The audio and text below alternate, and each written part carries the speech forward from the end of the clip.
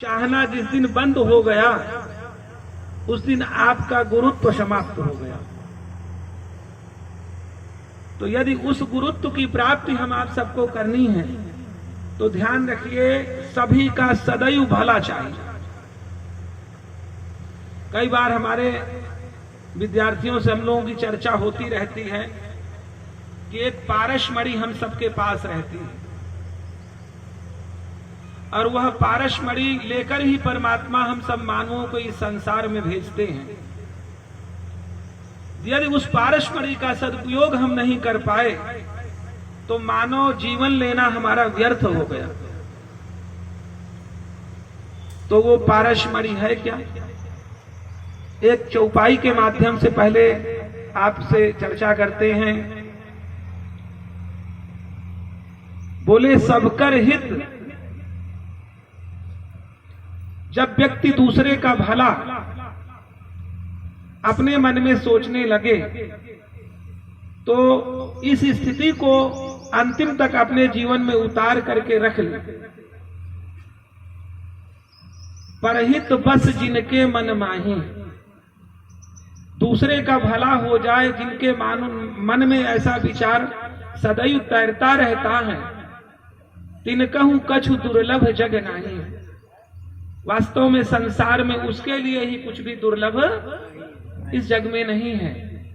और पारसमणि का भाव यही है कि कबहू का दुख सबकर हित ताके।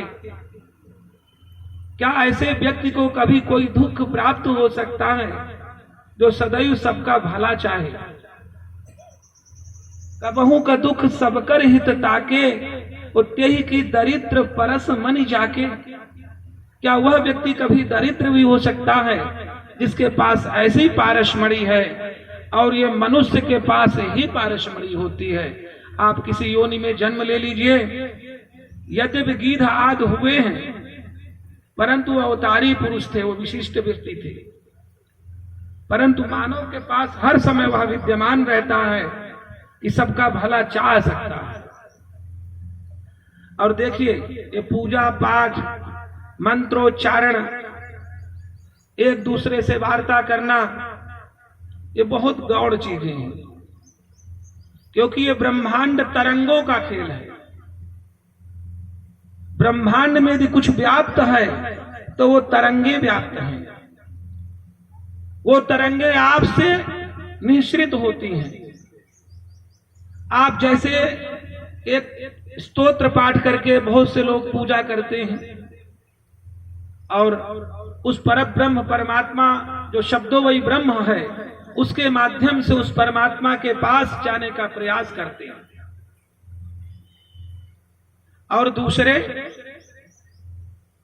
जपा सिद्धि जपा सिद्धि जपा सिद्धि न संशय, जप आदि के माध्यम से भगवान की सिद्धि को प्राप्त करना चाहते हैं। उनका भी मार्ग बहुत छोटा है, परंतु जानते हैं जो सबसे ताकतवर, सबसे विशिष्टतम, सबसे बड़ी जो आपकी वास्तविक ऊर्जा है वह आपके विचारों के माध्यम से प्रकट होती है, जिसको हम भाव कहते हैं। न देवो विद्यते काष्ठे न पाषाणे न प्रणवये। देवता किसी काष्ठ में नहीं विद्यमान होते, आपकी भावना से काष्ठ में आते हैं। न पाषाणे, न किसी पत्थर में व्याप्त होते हैं। यद्यपि शास्त्र यही कहता है, सर्वतः पाणिपादम तत्सर्वतोक्षिशिरो मुखम सर्वतः श्रुतिमल्लोके सर्वम आवृत्य तिष्ठति। उस परम पिता परमात्मा को आप दूर जाकर के पाने का प्रयास करते हैं, परंतु शास्त्र कहता है ऐसा कोई स्थान ही नहीं है जहां की परमात्मा विद्यमान नहीं है। इसलिए आपको अपने भावों को उज्जवल बनाना होगा, श्रेष्ठ बनाना होगा, तो परमात्मा वहीं मिल जाएंगे। जाओगे थक जाओगे, पता नहीं थकने के बाद विश्राम करने की आवश्यकता हो, परंतु यदि अपने भावों में रखते हुए जहां आप परमात्मा को देखोगे, आपकी इच्छा दृढ़ शक्ति होनी चाहिए। सत्य बताएं, परमात्मा वहीं विद्यमान है। बहुत से लोग परमात्मा को ढूंढने का प्रयास करते हैं, परंतु ध्यान रखें परमात्मा ढूंढने से न आज तक किसी को मिला है न मिलेगा। परमात्मा को यदि प्राप्त करना चाहते हैं तो उसे भूलिए नहीं, क्योंकि आप बोल इसीलिए पा रहे हैं कि परमात्मा भीतर बैठा नहीं, मुर्दा नहीं बोला करते। आप सुन भी इसीलिए पा रहे हैं कि परमात्मा भीतर बैठा है, नहीं तो आप सुन नहीं पाएंगे। इसलिए जब मूल का पता चल गया कि परमात्मा ही सर्वत्र व्याप्त है, सर्वम ब्रह्ममयं जगत, जो कुछ भी दृष्टिगोचर हो रहा है, जो कुछ भी दिखाई दे रहा है, परमात्मा ही बनाने वाला है, परमात्मा ही अपने स्वरूप से बना हुआ है। इन भावों को जब आप शास्त्रों के प्रति समर्पित होंगे तो स्पष्ट रूप से आपके हृदय में ये बातें आ जाएंगी। क्योंकि बहुत बड़ा विषय कहने से तो काम चलेगा नहीं, वैसे तो लोग आते रहते, सुनते ही रहते हमारे मुख से और अपने विचारों से। ध्यान रखिए, इस संसार की जो गति है, बहुत छोटे कथानक से आप सबको बताना चाहूंगा। आप लोगों ने पांडवों का नाम सुन रखा है, 5 पांडव थे ना। वो कपोल कल्पित बात नहीं है, सत्य बात है। उसका उदाहरण केदारनाथ भगवान बैठे हुए हैं, अन्यान्य ऐसे देवस्थान बैठे हैं जिन्होंने पांडवों के द्वारा रचित है। उन पांडवों से हमें सीखना चाहिए कि उस परम पिता परमात्मा से हम दूरी बना रहे हैं कि उनके पास में है। जब स्वर्गारोहण होने लगा, सभी पांडव इस संसार से विरक्ति लेकर के और स्वर्ग की ओर सशरीर जाने लगे। उत्तराखंड में जब पहुंचे तो 5 पांडव साथ में एक कुत्ता धर्म के रूप में और द्रौपदी थी साथ में। आगे जब चले तो द्रौपदी का पैर फिसल गया। भीमसेन ने प्रश्न किया महाराज युधिष्ठिर से, भैया हमने अपने जीवन में इस पांचालीस के भीतर कोई दोष नहीं देखा, आखिर ये आगे क्यों नहीं जा सकती, क्या कारण है? तो युधिष्ठिर जी ने बड़े सामान्य भाव में वार्ता करी। बोले देखिए, एक दोष था इनमें।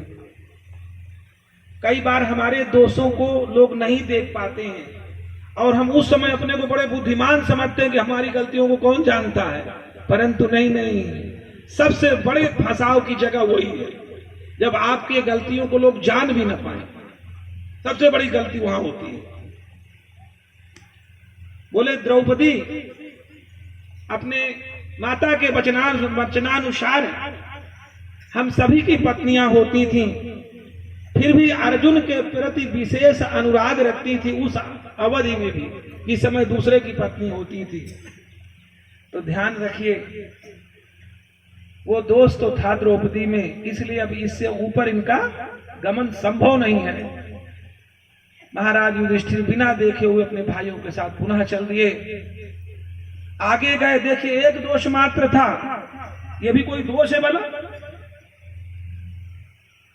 हम लोग पितरों का पूजन करते हैं, पितरों को भोजन कराते हैं, पता नहीं कौन किस जन्म में किसका पति, कौन किस जन्म में किसका पुत्र, कौन किस जन्म में किसका कौन सा संबंध, तथापि हम लोग बड़े प्रीति से भोजन कराते हैं ना। तो द्रौपदी के संस्मरण में यद्यपि दोष नहीं दिखाई दे रहा था, फिर भी धर्म पत्नी का जो धर्म है वो धर्म पूर्णतया नहीं माना जा रहा था। आगे गए तो सहदेव भी फिसल गए।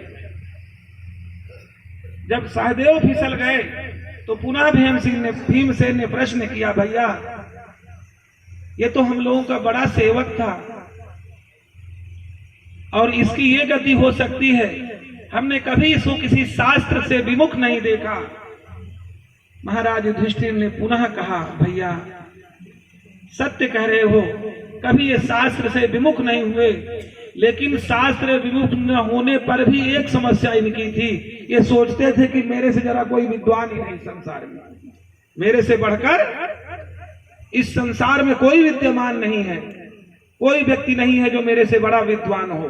बोले ये दोष। अब देखिए हम लोग कितना बड़ा बड़ा सोच जाते हैं, कभी किसी लोगों को किन्हीं को प्रताड़ित करते हैं, अपनी वाणी से, अपने व्यवहार से, अपनी स्थितियों से, आचरणों से, और क्या क्या नहीं अपने बारे में हम सोच जाते हैं। तो ज्यादा नहीं सोचना, हमें सहदेव जी से सीखना है। इनको अपनी विद्वत्ता का अभिमान था, इसलिए ये भी नहीं जा सकते, क्योंकि परमात्मा पता नहीं किस समय किसके हृदय में कौन सी विद्वत्ता प्रकट कर रहे। देखिए ध्रुव जी को, 5 वर्ष के बालक को कोई ज्ञान नहीं था, पर भगवत नाम जप के कृपा से, नारद जी के उपदेश से भगवान ने जो ही शंख स्पर्श कराया, दिव्याति दिव्य स्तुति उन्होंने भगवान की करनी आरंभ कर दी। तो उनको मात्र ये दोष था उनके भीतर कि उन्होंने ये अहंकार पाल लिया था कि मेरे से बढ़कर कोई विद्वान इस पृथ्वी में, ब्रह्मांड में नहीं है। तो इसलिए वो भी अब नहीं आ जाते। देखिए कोई दोष है भलाई, ये कोई दोष ही नहीं। हम लोग संस्कृत में जब पढ़ते हैं तो 3 वचन हमारे यहाँ 3 पुरुष चलते हैं, प्रथम पुरुष, मध्यम पुरुष और उत्तम पुरुष।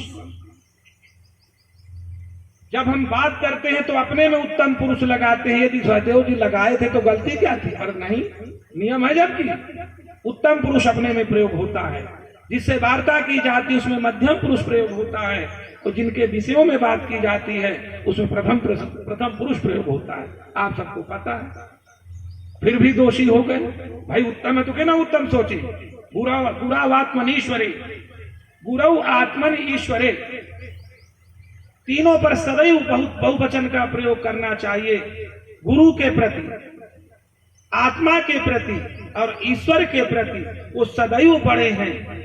आत्मा हमारा सबसे बड़ा है, ये सत्य है। फिर भी देखो सहदेव जी का पतन हुआ। आगे गए तो नकुल जी भी यही स्थिति को प्राप्त हो गए। पुनः प्रश्न हुआ, महाराज युधिष्ठिर ने उत्तर दिया, भैया इस संसार में यद्यपि नकुल जैसा सेवक होना संभव ही नहीं है, परंतु अपने सौंदर्य का इन्हें बड़ा घमंड था। मेरे से बढ़कर कोई सुंदर नहीं इस ब्रह्मांड में, और वास्तव में था भी नहीं उस समय कोई। परंतु भगवान तो मोहिनी रूप में भगवान शंकर को व्यथित कर सकते हैं, यहाँ अहंकार कैसे चलेगा? इस दोष के कारण कि मेरे से बढ़कर कोई सुंदर नहीं है, उनका भी पतन हो गया। ये वीरों की बात बता रहे हैं, हमारे जैसे सामान्य लोगों की चर्चा हम नहीं कर रहे हैं। जो इतनी श्रेष्ठता को प्राप्त लोग थे, उनका पतन क्यों हुआ? आगे चले तो अर्जुन भी फिसल गए। भीमसेन ने वही प्रश्न किया और युधिष्ठिर जी ने उत्तर दिया, भैया ये कहते थे मैं अहर्निश में, एक रात दिन में संपूर्ण ब्रह्मांड को मैं नष्ट कर सकता हूं, परंतु किया कभी नहीं, केवल कहते रहे। ये झूठ क्या कम है? मैं इस ब्रह्मांड का विध्वंस कर सकता हूं एक दिवस में, ऐसी उनकी परिकल्पना थी। कभी कर नहीं पाए, एक अलग विषय है। तो हम कितनी कल्पनाओं पे कई बार खोते जिनकी आवश्यकता ही नहीं, पर नहीं, उस परमपिता परमात्मा को भूल करके जो वही कर रहा है, सोचते हो कि हम भी कुछ है। तो देखो अर्जुन की दुर्गति। इसलिए चले गए कि अहंकार था कि मेरे से बढ़कर कोई धनुर्धर नहीं और मेरे से बढ़कर कोई वेदता नहीं धनुष विद्या आदि का, क्योंकि भाई उनको ब्रह्मास्त्र प्राप्त था, सामान्य आयुध प्राप्त थे ही अर्जुन को। देवताओं से उन्होंने जाकर शिक्षा प्राप्त की थी, इतने बड़े आयुध उनके पास रहा करते थे, परंतु कोई आयुध काम नहीं आए, क्योंकि अहंकार पैदा कर लिया उन्होंने कि मेरे से बढ़कर कोई नहीं। अर्जुन भी चले गए। आगे चले तो भीमसेन भी फिसल गए। बोले भैया मैं भी जा रहा हूं। महाराज युधिष्ठिर बोले हाँ भैया जाना ही था आपको। बोले मेरा दोष क्या है मुझे तो बताओ। बोले भोजन के प्रति अति प्रीति, सब कुछ भूल जाना, परंतु भोजन के विषय से पीछे नहीं हटना। हमने तो सुना है, पता नहीं सत्य है कि नहीं, हमको तो सत्य नहीं लगती, फिर भी एक कोई हमको विद्वान बता रहे थे कि भीमसेन एक बार बड़ा गुस्सा हुए तो भगवान से वरदान लेने गए। बोले एक काम करो, भगवान मैं जो कुछ मुझे, जब भी मुझे भूख लगे मुझे वस्तुएं प्राप्त होती रहें और मैं तृप्त होता रहूं। तो भगवान ने कहा तृप्ति के बाद की दूसरी व्यवस्था भी तो होती, वो कहां करोगे? अरे खाओगे तो कुछ और करोगे? बोले नहीं जी, ये वाला काम शकुनी को दे दीजिए। शकुनी जी अपना शौचादि की व्यवस्था रखें और हम भोजन करें। इन्हीं विद्वान कहेंगे पर हमको जची नहीं, इसलिए हम इसको प्रामाणिक नहीं कहेंगे। फिर भी भीमसेन को भोजन के प्रति इतनी रुचि थी कि सब कुछ भूल जाया करते थे। तो बोले देखो इस संसार की वस्तु पर यदि आपका थोड़ा भी यदि आसक्ति बनी हुई है, क्योंकि गो गोचर जहां लगी मन जाई, सो सब माया जाने हो भाई। जहां तक आपकी दृष्टि जा रही है, विचार जा रहे हैं, वो सब कुछ माया है। और जब संसार की वस्तुओं पे आप लिप्त होना शुरू कर देंगे, यही सर्वस्व है, इसको केवल सुनिश्चित कर लेंगे, तो ध्यान रखिए पतन भी पक्का है। इसलिए जो मिला है उस पर ही खुश रहिए। जो नहीं मिला, व्यवस्था के लिए भगवान से मांग करिए कि मेरे पास खूब धन हो, जिससे मैं इस धन के माध्यम से लोगों का भला कर सकूं, मैं इस संसार के कुछ काम आ सकूं। उसके लिए तो धन की जरूरत है, परंतु मैं खुद धनाढ्य हो जाऊं तो एक भोजन रूपी धन के चक्कर में पड़कर भीमसेन का पतन हो गया। और हम आप सुबेरे से उठकर शाम तक क्या न पा जाएं, किसको न ठग डालें, अच्छी तरह से जान रहे हैं। सामर्थ्य यदि होगा तो उस परम पिता परमात्मा का नाम विश्वंभर है, वह विश्व का भरण करता है, सुनिश्चित में उसकी पूर्ति करेगा। जिस समय हमें इस संसार में कोई नहीं जानता था, उस समय परम पिता परमात्मा ने, हम बैठ भी अपने हिसाब से नहीं सकते थे, हमारे सामर्थ्य शरीर में नहीं था, उस समय माता पिता के हृदय में, हमारे बंधु बांधवों के हृदय में ऐसा प्रेम उत्पन्न किया कि हमको गोदी में ले लेके घूम रहे थे।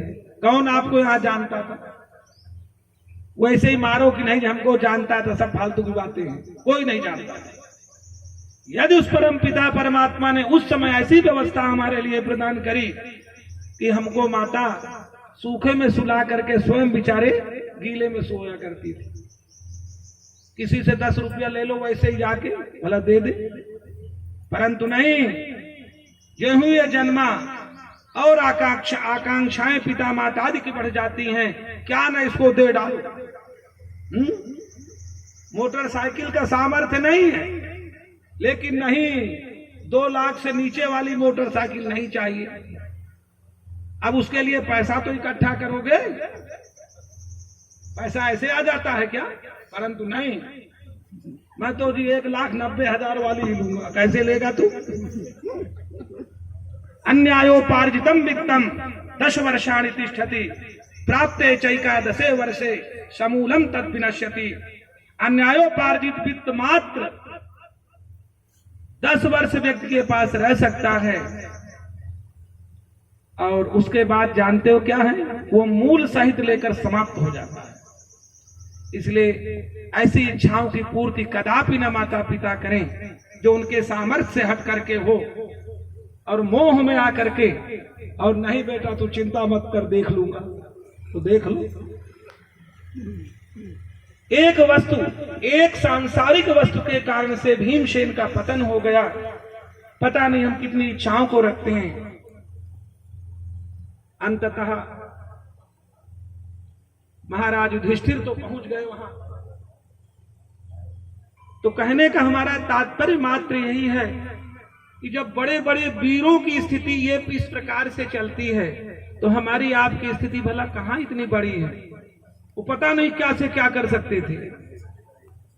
तो उस परम पिता परमात्मा को साक्षी मान करके वो हर समय हमें देख रहा है, वो हर समय हमें सुन रहा है, वो हर समय हमारे भीतर बैठ करके हमारी गतिविधियों को जान रहा है।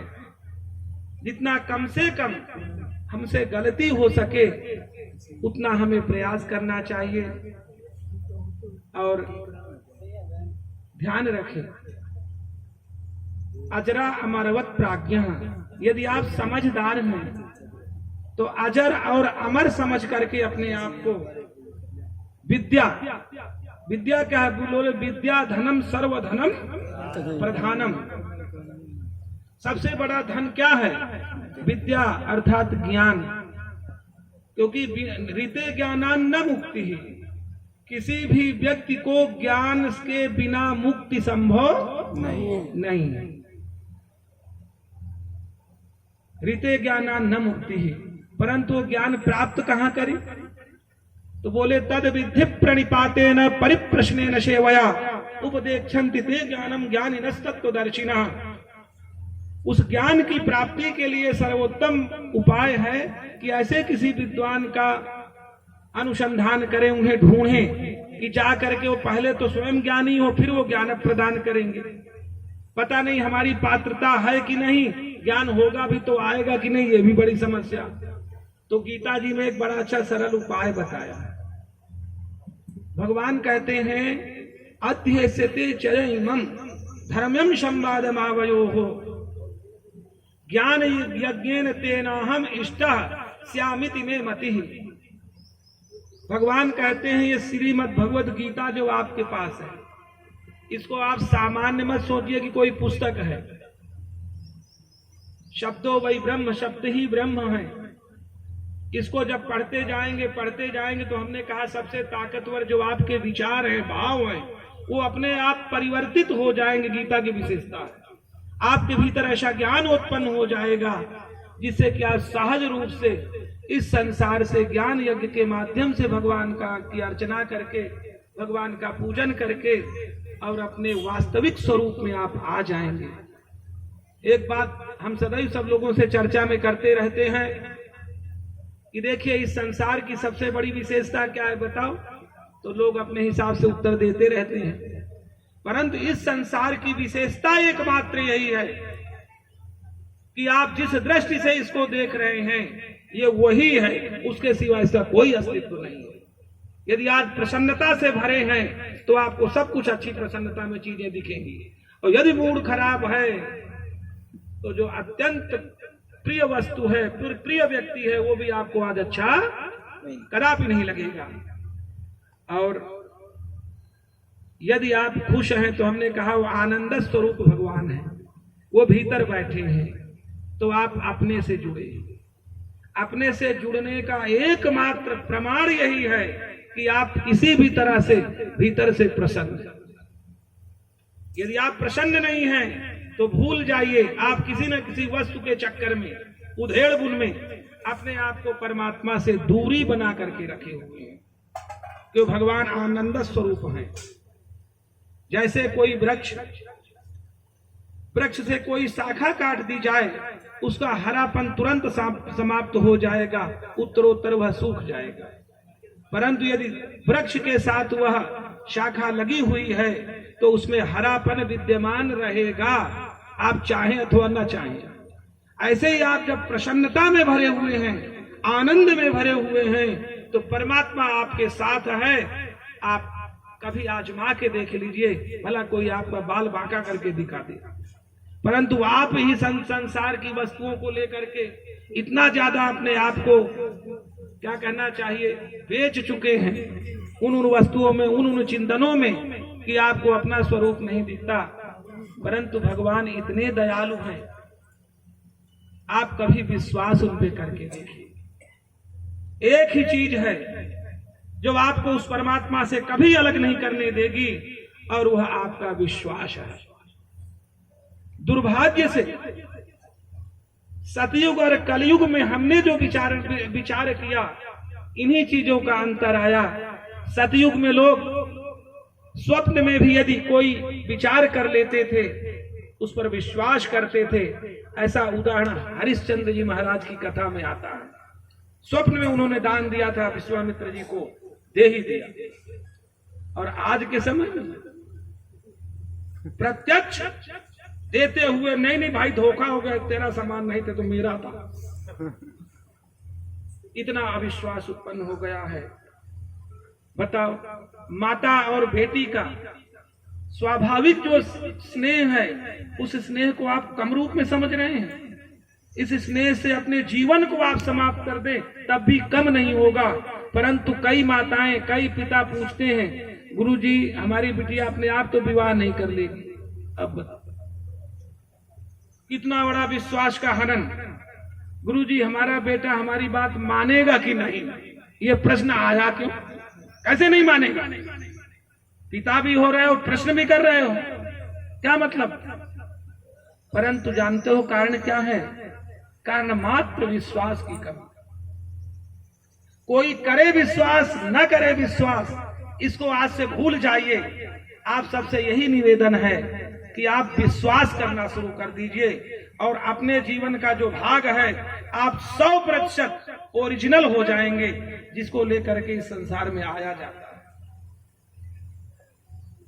क्योंकि विश्वास बहुत बड़ी चीज है और वो अपने से पैदा की जाती है।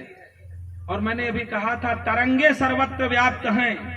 अपनी तरंगों की विश्वास को, जो विश्वास रूपी तरंगे हैं, उनको सर्वत्र व्याप्त करा दीजिए, लिख करके रख लीजिए।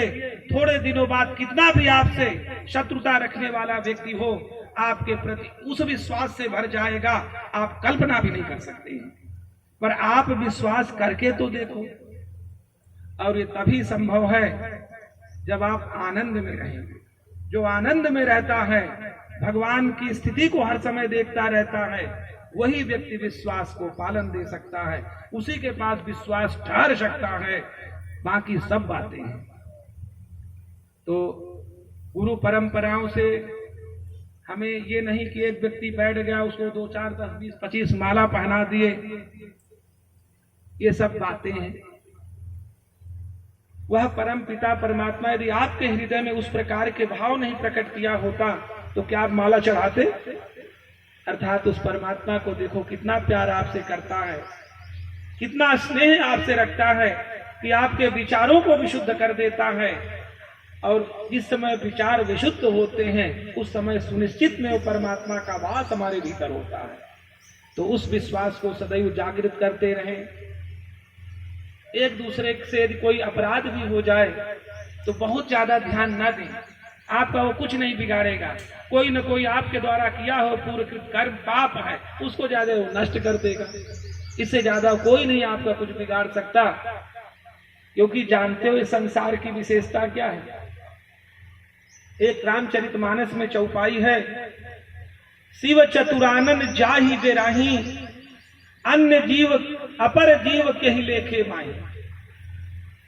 जिस माया से भगवान शंकर, भगवान ब्रह्मा भी डरते रहते हैं, जानते हो, फिर अन्य सामान्य जीव उस माया से डरे ना डरे तो आश्चर्य है क्या? इसलिए माया तो व्याप्त है।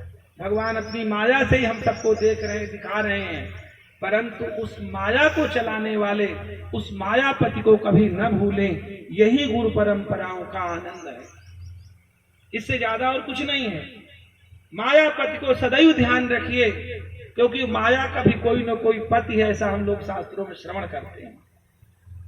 आप माया के चक्कर में न पड़ के उस मायापति का ध्यान करिए। वो माया से कठपुतली चलाने वाला जिधर उंगली घुमाएगा उधर वो कठपुतली जाएगी। और परम पिता परमात्मा से यदि प्यार करने लग गए तो वही उंगली घुमाएगा जहां आपको आवश्यकता होगी। इसलिए इस संसार में कभी किसी का अपमान मत करिए, कभी किसी के प्रति द्रोह की भावना उत्पन्न मत होने दीजिए। यही इन गुरु परंपराओं में, गुरु पूर्णिमा आदि में हमें विश्वास पैदा करना होगा कि हमारा संसार में कोई भी बुरा करने वाला न पैदा हुआ है, न पैदा होगा, न इस समय कोई है। ये हमारा अविश्वास है, ये हमारी कमजोरी है। ये हम दुनिया को दोष देखते हुए और अपने विश्वास को कमजोर करते चले जा रहे हैं। वो भगवान का नाम है विश्वास है। शंकर भगवान की हम सबने पूजा करी। रामायण में चौपाई है ना, भवानी शंकरौ वंदे श्रद्धा विश्वास रूपिणौ। श्रद्धा पहले पैदा कीजिए और फिर विश्वास तो साथ ही रहते हैं। यदि श्रद्धा नहीं है तो विश्वास नहीं आएगा। कि श्रद्धावान लभते ज्ञानम, और वो श्रद्धा सत्कर्म से होगी, अपने से श्रेष्ठ जनों के गुणों का आकलन करने से होगी, उनके गुणों को लेने से होगी। हमारा क्या मूठ पटांग, हम दूसरे का अवगुण देखने तो बड़े सामर्थ्यवान हैं, परंतु गुण कितने उनके अंदर भरे हैं कभी सोचा आपने? वो तो बेचारे के जागृत नहीं इस समय गुण। विभीषण ने रावण से क्या कहा? बोले भैया सुमति कुमति सबके उड़ रही, तुम सोचो सुमति और कुमति कहीं गायब हो जाती ना, रहती हैं, परंतु जैसा तुम्हारा आचरण है वैसे वो जागृत हो जाती हैं और तदनु तुम्हारी स्थिति को बना देती हैं। तो श्रद्धा विश्वास रूपिणौ भवानी शंकरो वंदे। उन श्रद्धा और विश्वास के रूप में विद्यमान सदैव सर्वत्र सर्वदा उस परम पिता परमात्मा को सदैव चिंतन करते हुए अपने आप को उनके साथ कुछ देर रखने का प्रयास करिए। पूरे दिन 24 घंटा नहीं कर सकते तो 1 घंटा ही कर लो, 23 घंटा अपने काम में ले लो, पर वो 1 घंटा इतना ताकतवर होता है कि आपके सभी कल्मशों को नष्ट करके आपको शुद्ध मार्ग प्रदान कर देता है। आजकल तो मोबाइल में लोग 8-8 घंटा, कई तो कहो 12 घंटा, 1 घंटा भगवान को भी दे दो, अपने आत्मचिंतन को कर दो और फिर चमत्कार देखो। वो भगवान सब कुछ जान रहे हैं, सब कुछ देख रहे हैं, सब कुछ महसूस कर रहे हैं।